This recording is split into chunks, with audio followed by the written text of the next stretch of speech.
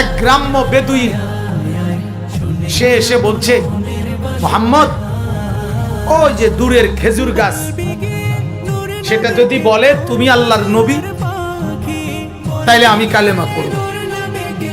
হে মনে করছে একটা কই না, কতজনে তো কতটা কর। আল্লাহ নবী সাল্লাল্লাহু আলাইহি ওয়াসাল্লাম বললেন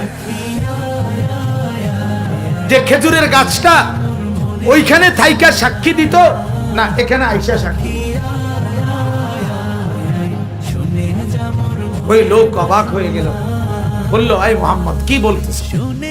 তো আল্লাহর নবী বললেন, তুমি গিয়ে বলো, আইয়াতুহান নাখলা ইন্না মুহাম্মাদান ইয়াদউকা, হে খেজুরের গাছ, মুহাম্মদ তোমাকে ডাকতেছে, তুমি গিয়ে কও।